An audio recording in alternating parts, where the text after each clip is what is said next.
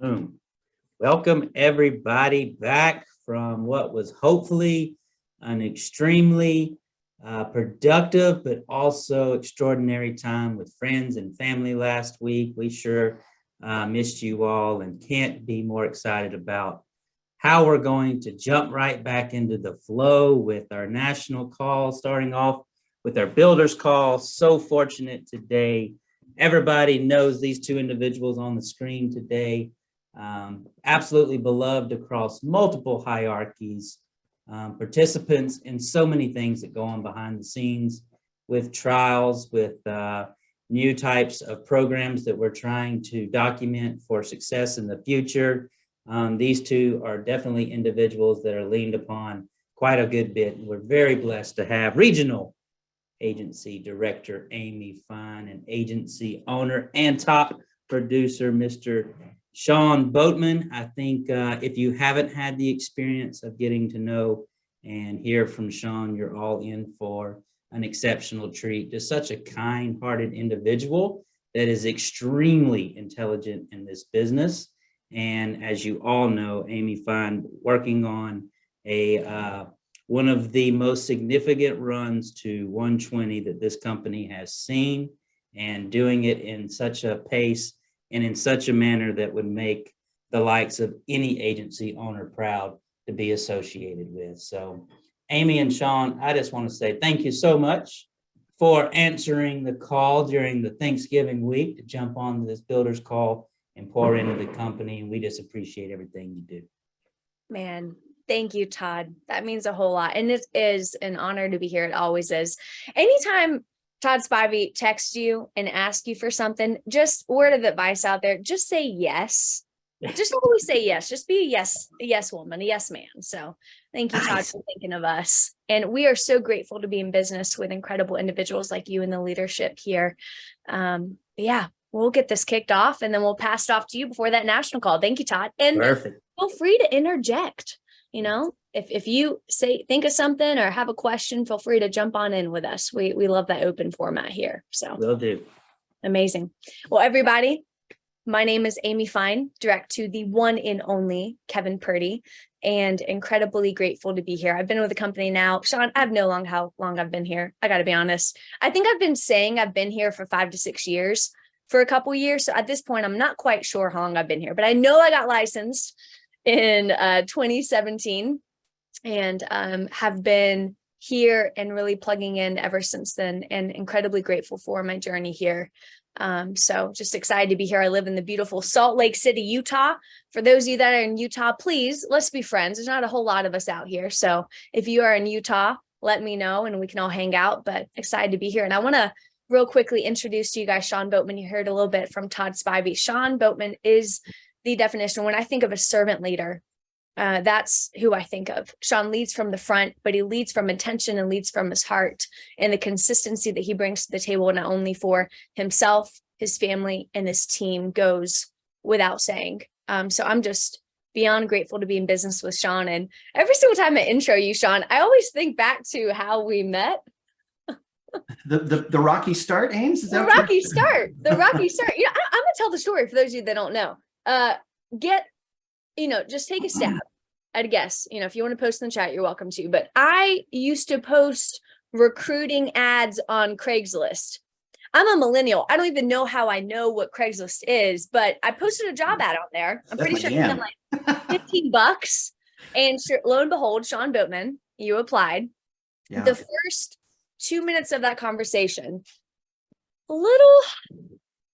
just a little came a little hot and heavy. And I get it. You know, when you're coming from a place of you need to make a change in your career and you need to see a difference, you're looking for the right fit for you. That's stressful. And so, but I'm just so grateful. We turned that page real quick, became fast friends. Seems like an eternity ago, Ames, but it's 4 years ago, actually. And we were in a jam back then. We had a deep problem. We didn't know anything about insurance. And I remember telling, after our first couple of conversations, right, trying to get through what do you do? Who are you? What's going on? I remember telling, and everybody should pay attention to this because this is a great building tip. We're going to get into this. I'll do my introduction here in just a second. But you said something back or you came across in a way back then that I remember telling my wife, I said, this gal that I've met, she has the ring of truth about what she's talking to me about. That translated to me, right? That belief that you had in what you're doing transferred to me. That's something that's carried through 4 years. I go, wow, that's impactful. It's a great nugget for building. Hopefully we're going to get into it. But I'm Sean Boatman, direct to Amy Fine. Everybody wants to be direct to Amy Fine. It's true. I don't know. I have not met anybody in the company that does not just love Amy Fine, and actually Amy's whole family. So grateful to be part of her leadership team and helping, on the push to 120 and all the breakouts that we're planning on doing in 2023. It's going to be a banner year, and we're going to talk about how we're going to accomplish that. I live out in the Northwest with my my wife and 3 children. And of course, we're part of the Kevin Purdy hierarchy, the hottest agency in Symmetry, no doubt about it. So yeah, that's who I am. Man. Well, thank you, Sean, for doing this with me today. Guys, the topic today is leading from the front. And I'm going to kind of set the stage here and just kind of lay a foundation to where we're coming from with this topic. And I'm just going to take a moment and just be honest and open and vulnerable, because that's all I know how to do. And let you know that my year did not shape out the way I thought it would. And so if you feel like you are tying a bow on 2022 and you're not quite where you thought you'd be, or not quite where you want to be, this call is for you. If you've ever felt frustrated, disappointment in your own personal production or in building results, this call is for you. If you have ever felt a lack of drive and motivation, or ever felt that you wake up in the morning and you don't feel that spark to do what you know you need to do consistently, this call is for you. And the biggest thing I want to hit on is it's okay to feel frustrated. It's okay to feel disappointed. It's okay, and that's normal. Business is never an onward and up trajectory for eternity. It ebbs and it flows. You're going to have highs, you're going to have lows. And just like Casey Watkins says, never let the highs get you too high, and don't let the lows get you too low. So where does that consistency come in? Where does that stability come in? And what does that look like for us as leadership? This is the builder's call. So if you hear the sound of my voice right now, you want to build. You're not just here to, have the instant gratification of producing, but you actually want to build something that you can grow, see, and develop and pass on for your family. And we are right alongside you every step of the way. But I'm just excited to dive into this, because I think for me, sometimes I can fall into the trap of thinking that everything's going to work out just fine, and it's always going to be up, and there's going to be no downs, but that's just not the truth of the matter. So we're going to touch on a couple things. So just wanted to kind of set the stage. And I want to share with you, for me, the 3 things I focus on, and we're going to be diving into this, the 3 things I focus on when it comes to experiencing those ups and downs. These are the 3 things I remind myself that I can change and I can control. I can manage these 3 things. So if you're taking notes, write these down. These are called the 3 A's, the triple A's. The first one, attitude. First and foremost, I know I can change my attitude. I might not be able to change Sean Boatman's attitude, but I can change my attitude. The second A here, is activity. I know I can change, and I can manage and take ownership of my activity. Third A, association. I know that I can change and manage and take ownership the people I associate with. And so keep in mind, that's the filter that Sean, we've talked about this time and time again over the years. What should we focus on? And the issue is, when things feel out of control, when numbers aren't where you want to be, a lot of times it's easy to set your gaze and to focus on the things that you can't change and that you can't manage and that you can't control. And as I tell the team, that is crazy making. And so when you feel down, when you feel low, the perspective needs to shift from focusing on what is out of your control to focus on what is it that I can change and what is it that I can take stewardship and ownership of. And before I pass it here to Sean, I just want to kind of tell a story from this weekend. Actually, last week and this weekend. Sean, I don't know about you, But when I'm not towards the top of the leaderboards, I'm not feeling so good. I love leaderboards. I really do. And I love it when I'm on them. I love it. I love seeing my name up there. I love seeing my picture up there. And you know what is frustrating? And I noticed this, Todd, when you texted me on Wednesday, and asked Boatman and I to run this call, you know what my gut response was? I don't want to because numbers seem really low recently. I didn't want to show up and participate as the leader that I am because numbers were low. That's pathetic, Todd. And I had to check myself. I had to check my ego at the door and say, hold up, just because numbers might not be where I want them to be, I still need to show up consistently as the leader that I am. And I'm not going to let the numbers dictate how I show up. So Todd, I'm just going to be honest. I got your text. I looked at it and I was like, I don't really want to say yes.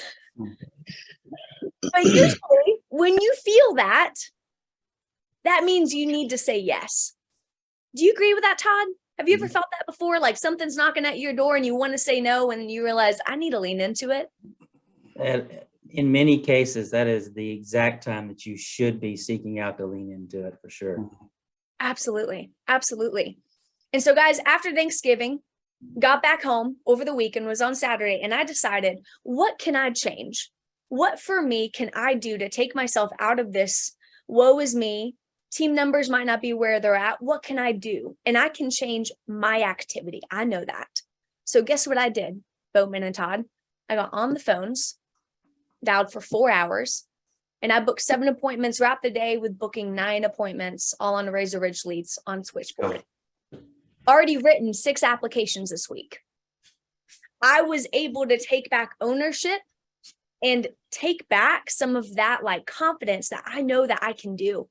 And so if you're out there as a leader, the number one thing that you need to focus on, especially when you feel low, is personal production. Lead from the front. Don't let the greater numbers trip you up. Lead from the front by taking ownership of what you can do. And then two, the other thing that I just want to touch on, it's a tried and true metric that Casey Watkins talked about. And actually, Sean, if you can explain, what is the 2020 vision? Like you as a leader, when you hear 2020 vision each and every month, what does that mean for you? Yeah, we haven't talked about that for a while, but that used to be a real thing. It used to be kind of something we talked about a lot, in Symmetry on the national calls and stuff like that, was just, 20 application packets back in a month and 20 grand in submit, for the folks who are out there trying to build an agency. Those are kind of the numbers that you go, look, if you're doing that consistently and you're seeing those kinds of returns, it's only a matter of time before you start seeing your agency numbers begin to build and increase, right? It's going to take a while. You got to get those people through licensing. Of course, some of them are already licensed, but the majority are not. Got to get them through training, write their first apps, all these sorts of things. But it's a keep your head down kind of business. The thing I like about that, we used to do this too, Ames, is something I want to talk to you about. I think we need to return to it. Remember we used to do the madman cycles, the 90-day madman cycles? Absolutely. Yeah. And that was really something where we said, okay, look, we're going to take our normal activity, but we're going to go to like a whole nother level for a whole quarter, right? Either to knock out a promotion, get the submit numbers up, whatever it may look like. I think personally, that's something I want to talk about on another call for the fine master, saying, look, what can we do to really define that? What does that look like now that it's 2022? The metrics have changed in terms of how we do it, things like that.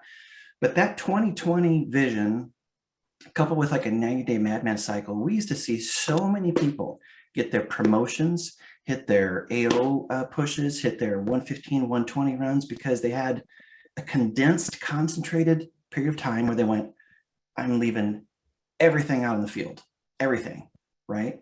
And trust me when I say, everybody's got an extra gear to go. We've all got extra gears to go. Because I know if Amy Fine says, Sean, I'll write you a check next month for 100 grand if you'll submit personally 50K this month. You do it. I could do that, right? Absolutely. I could do that. So it's there. So, I don't think we're meant to run it, 150% 12 months out of the year, but those 2020 visions, the madman cycles, I think, especially when we're transitioning, making changes in the company, we're adopting new technologies, new learning things. Those are really, really helpful. It gives a start and stop kind of finish to it and a concentrated period of time to get those things done. So that's what the 2020 was. So good. I love that.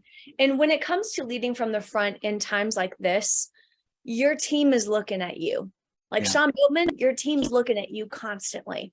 Yeah. And so we need to keep in check how we're showing up as a leader. But I was thinking about this today personally.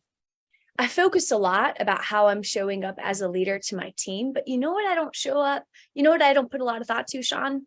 How I show up as a leader for myself. And that's something too I want us to keep in mind is how do I lead myself? Yeah. Am I showing up with the same intentionality, positivity, encouragement, and challenge that I am to my team that I am to myself?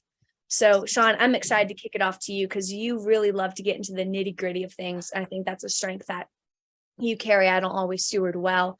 So, Sean, like I know for you, you've experienced the highs and lows in this business, just like I have, just like everybody on this call has, the high highs and the low lows. So for you, what are some of the key things that you focus on and develop when things aren't quite going as planned? Yeah.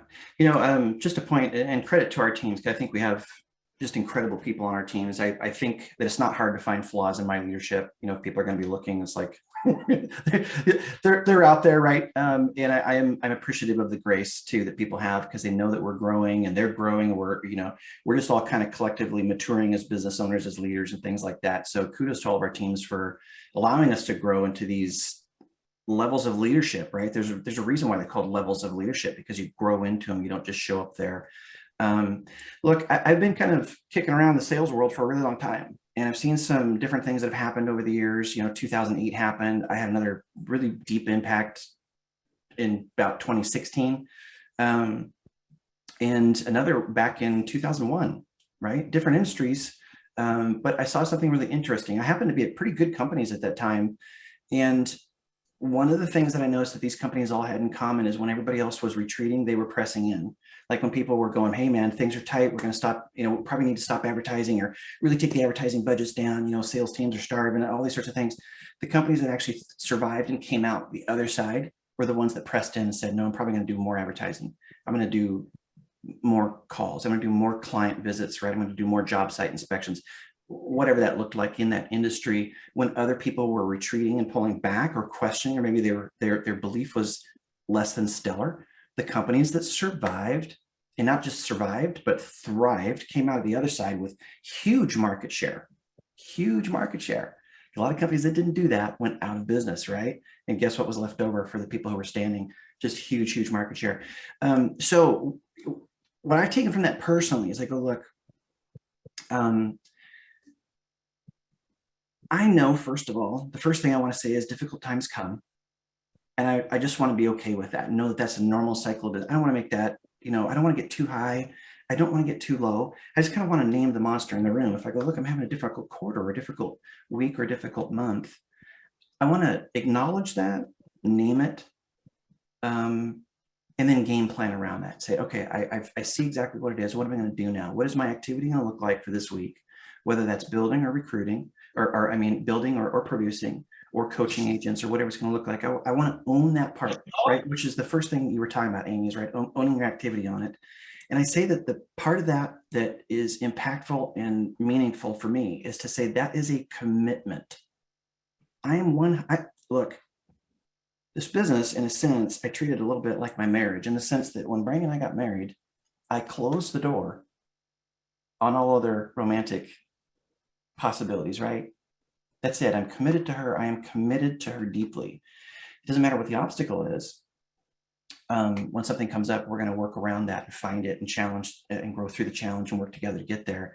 I think about this business the same way. I go, look, it is absolutely, for me, like going to war in business here, right? Like, look, I can't not build. I can't not produce. I can't not give to my agents. I don't do all that perfectly, and my team would tell you that, right? But it is an ongoing commitment to say, this is what I am doing. This is who I am as a business owner. I'm not going to waver from that commitment. I tell new hires, Ames, I think I've shared this with you before. I say, look, when I'm interviewing, people say, they say, I just want to give insurance a try. I'll straight up tell them, I'll say, that's kind of like, giving working out a try. It's not really the mindset that you need to come here, right? If you're going to come and do insurance, it needs to be the same mindset that you're going to have to get in shape. You're either going to get in shape or you're not. But giving it a try doesn't get you in shape. You're going to be sore. You're going to want to stop. You're going to want to quit. There's going to be times where you're going to be frustrated because I'm not getting the results I thought I would get. You know, I've been working out for 3 weeks straight. I look the same in the mirror. I feel maybe slightly better, but not great. We put in the work and the time and the effort over an extended period of time, and the results come later. And building in particular is like that. You guys look, there's, I don't know how many people on this call, 1,000 people on this call, but you've heard that, you know, production is fast money right now. Building is not. One's a sprint, the other's a marathon.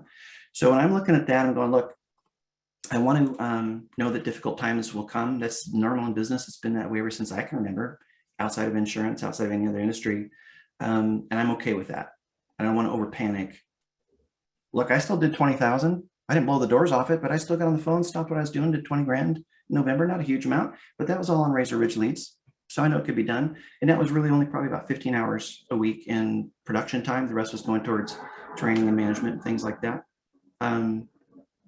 If you hear somebody roaring outside my window, it's people sliding down our hill because there's 8 inches of ice out there on our hill. I hope that guy's okay. Todd, last year, the snow was so bad, I looked out my window and I saw a guy go snowboarding past my office window. And I was like, I went like that. I've never seen that before. It's awesome. I'm jealous. Yeah, it's cool.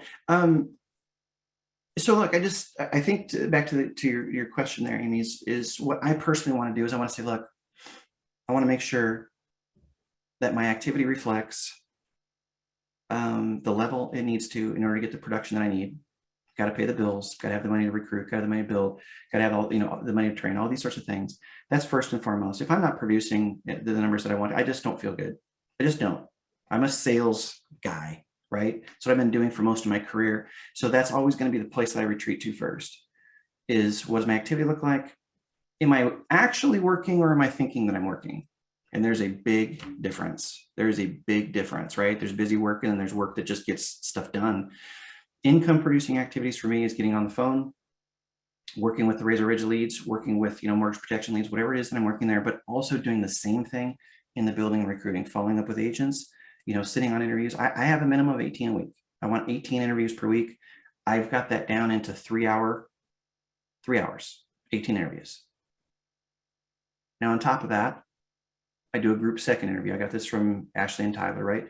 I do a group second interview. Thank you, Ashley and Tyler. Yeah, I love that. It can be a little bit, like the Wild West sometimes, but so far it's been a really good way to kind of condense and collapse time frames. So I have 3 hours a week for first interviews, and I've got 2 hours a week for 1 hour Zoom interview where I go through everything. I talk about leads, I talk about Razor Ridge, I talk about Switchboard, I talk about who we are, I talk about our culture, I don't do a presentation, but I field questions and I give them kind of a thumbnail sketch of what we're doing. So that was really the answer to your question. When things aren't going the right way, or I'm trying to get back to home base, what is it? And it's always the commitment to stay in the lane. Yeah. Making sure the activities reflect that, and then not giving myself the mental room to start second guessing what I'm doing or believe in what I'm doing. It has to be sustained, and it has to be a deep commitment, or you start giving yourself exit strategies, and that's not helpful. That's so good. Sean, let's transition to mindset just for the sake of time, because I want to kind of tie the bow with that. And that, gosh, what you just said is so important. And the key is what Sean's talking about when it comes to the production side of things, the building, the personal development, and really stewarding your mindset and like taking guard, like guarding your thoughts. It's not just a one and done checkbox. That's a consistent day in, week out, where we're consistently doing that. And just like that, I love that analogy about the gym. It's not like you check it off your box a couple of days and you're like, all right, I'm in shape now. I'm ready to go. It's not how you build a business here. And so the key though is when we feel low, we look to external motivations to do what we need to do. And that's the biggest mistake that we can make as leaders here. We need to find that internal motivation, that internal drive. Because if we wait to feel good to do something, it's never going to get done. Yeah. So Sean, let's kind of transition to wrap this up here. When it comes to mindset, I want to talk about how I show up as a leader. Because guys, it's the truth of, it just happens. It happens. Sometimes you feel low, Todd, that's normal. Do you ever feel low as a leader? Yeah, totally. It's just a part of it. So in this, guys, we have to also be mindful of how we show up for our teams. I want to talk about this because I think it's important. And when I talk about this, I'm not talking about faking it or pretending like everything's okay. That's not what I'm talking about. But what I'm talking about is your team is looking at you always. They're always looking at you. And I'm going to give this analogy. I was thinking about this yesterday. I was talking to Kevin Purdy about it. And Sean, you have kids. You know this.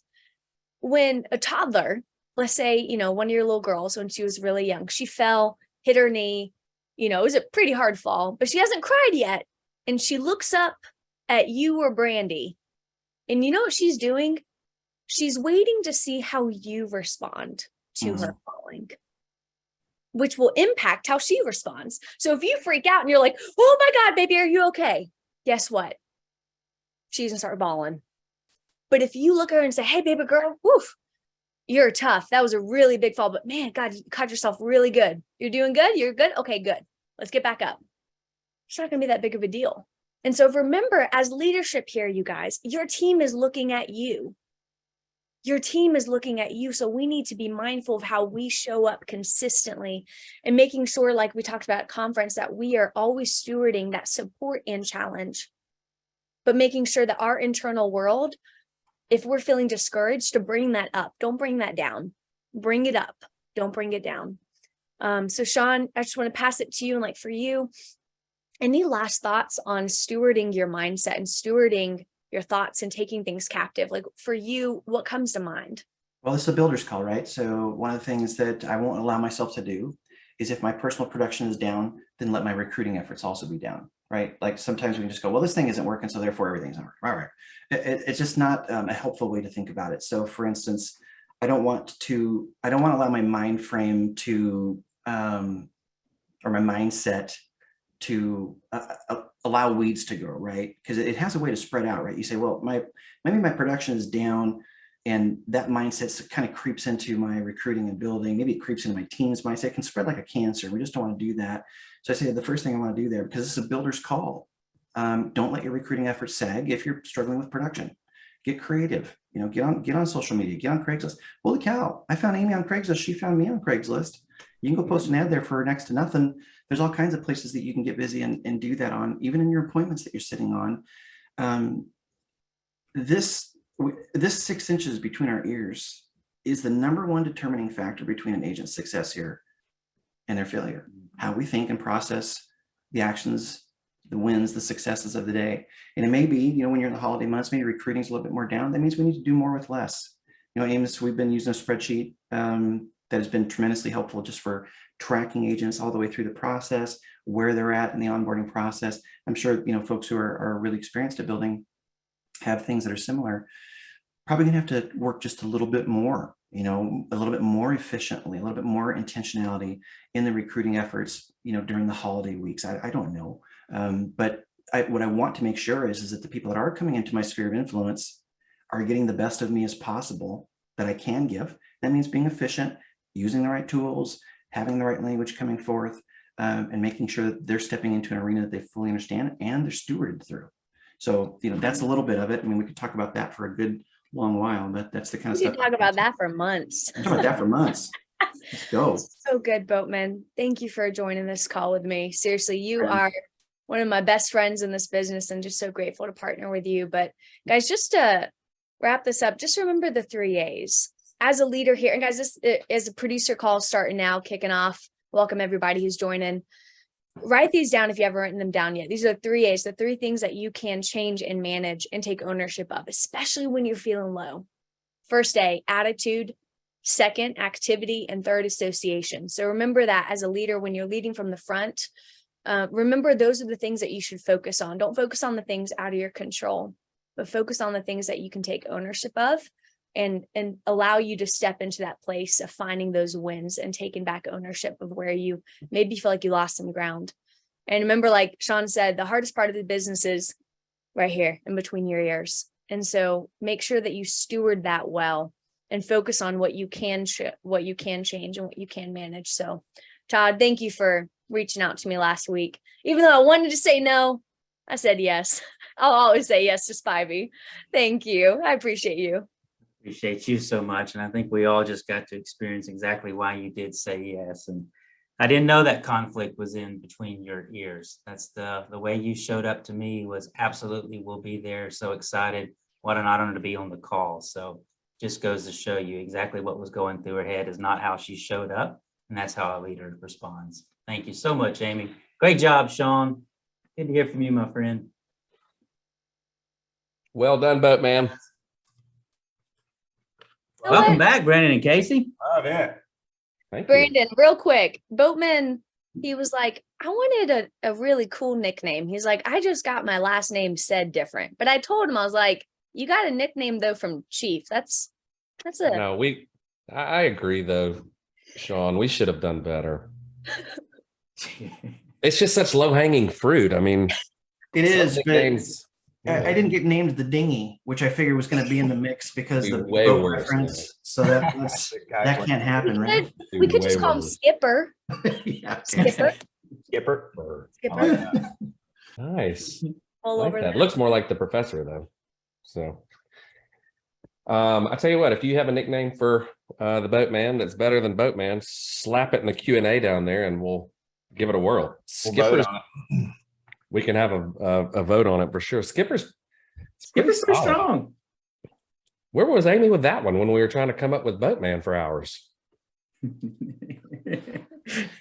All right.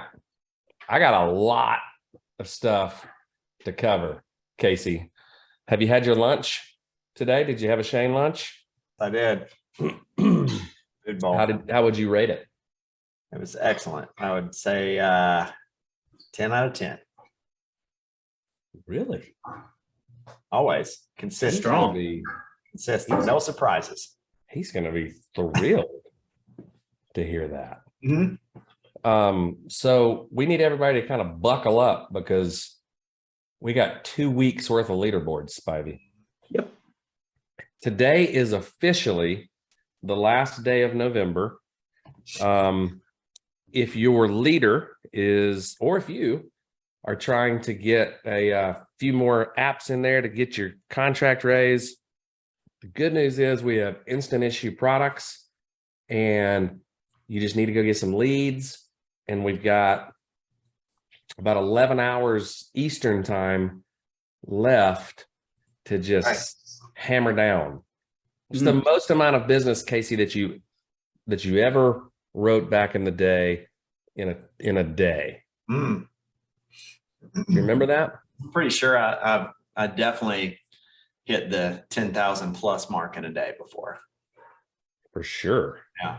Which I know there's probably a lot of you top performers laughing right now at that number, but I thought it was pretty good at the time.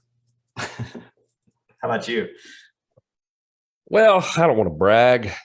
Oh, great. I should have made you go. I don't want to brag, but there was this one day way back, and I've talked to you about this day. Mhm. It was the highlight of my entire personal production life. It was in Eastern Tennessee, Mhm. Johnson City area, where I wrote about $45,000 in production in one trip. I closed everybody one I day. sat with one day. One day. Because a trip to me, remember I lived in Dude. Weaverville, so I was just over the hill and back, right? Yeah. I did squeeze in 2 IULs to a couple of gentlemen that were over the age of 70, Mhm. and they were big ones. And so it was like that accounted for 25 to 30,000 of it. And then man, every house I walked into, I sold a policy. And sometimes when you're on, you're on. I haven't been on like that since, but That's pretty strong. you know, Where was that? Johnson City? Where'd you say it was? yeah, like it was the whole Tri-Cities area, man. So I was from Bristol to Kingsport, There's some honey to Johnson holes. City, There's some honey holes around us like that. Irwin. Well, I killed it in Irwin. Irwin, yeah. Jonesboro, which I think was the first capital of Tennessee, if I remember correct. Somebody told me that on that trip. But I mean, I was just like, I was on. So On fire. And when you're on fire like that, you sell everything. I sold everything except for the last person, and they threw up some objections. You're like, see ya. Like, no problem. I got out of there quicker than that time I sat with the guy in. I'm going home. I got out of that appointment quicker, or at least as quick as the guy that I sat with in Montana that put a gun on the table as soon as I walked in. I'm pulling out my laptop. He's sitting a pistol. You're both setting up for a presentation. I had that happen. I had that happen as well. You had Real subtle. Real subtle. It was placed on a dresser not far from the front door entrance not long after I walked in before we sat down. Just, just let me know it was there. Yep. A little peace of mind for them, right? That's right. Somebody needs to turn off the news. So it sounds like to me, somebody's just scaring you to death. Who knows? This insurance agent could be a serial killer. I better protect myself. That's the they beauty could try of to virtual, steal right? my identity. Beauty of virtual. Hey man, welcome to virtual and telesales, right? That's right, man. You don't have to worry about a piece. I tell you what, this is a good Q&A thing too. I would love in the chat for anybody to put what is the strangest thing that someone saw or that came out and put on the table or whatever at on an appointment. And it could even be virtual. I mean, you could see somebody have to be really paranoid to bring a gun out to a virtual appointment. Right. But maybe they saw that, What are some of the funniest things? Remember we had an agent one time that ran an appointment to a nudist. Yep. And I remember that. Didn't know how to handle that. He just he had nothing on Amy but socks. He came to the door and the guy had to sit there sitting across the table in a round glass table. I was about to say, was it a glass table? It's a glass table. Real quick, the craziest thing I ever ate, I thought it was chicken because I ate 2 servings of it. It's a family from Africa, fried slugs. Ate 2 servings of fried slugs. This was in, I'm going to say Greenville, South Carolina. First year in the field. And I was like, this chicken's delicious. How'd you cook it? And she laughed, went into the pantry, brought out a jar of liquid with these floating things. Oh my gosh. Chicken. Oh my gosh. That might take it right there.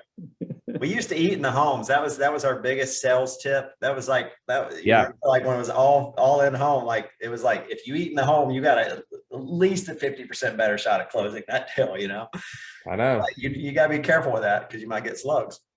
You might get slugs, and it sounds like they were pretty tasty enough to go into second helpings. Or she was really angling for that return of premium add-on or something. Yeah, there were definitely some homes I went into where I did not ask for anything to eat or drink. Reuben Brown said, I've had a gun presented in a home, and I told the guy, you won't need that. I've got insurance you can afford. A lot of 12 cat stories, adult diaper stories. Oh yeah. Brad Smith told us a story one time about the guy that clearly had some mental illness that he was going through, that was chewing on his fingers. Yeah. He was in a diaper too, nothing but a diaper, chewing on his fingers. And then Brad saw it and is like, he was down to the nubs. Yeah. He chewed his fingers off. I don't know if that guy could get approved for insurance. Maybe it's undiagnosed. He could. What that's called, but it's called something. Yeah. All right. There's a lot of good ones on here. We're gonna have to kind of. Good Lord, we're 10 minutes. We're 10 minutes into this call. 55 of them. I'm sorry. Sorry. Give these for us, please, Juliana. We'd like to document all this. Yeah, we might need to come back. I'm also seeing Quint for Sean Boatman from the movie Jaws. I can't remember who Quint was. The only thing I remember about Jaws is it made me afraid to get in the bathtub when I was 6 years old. So.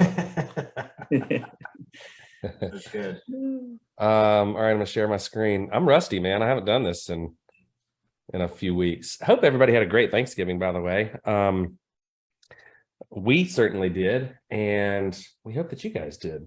And we are so flipping excited about some stuff that we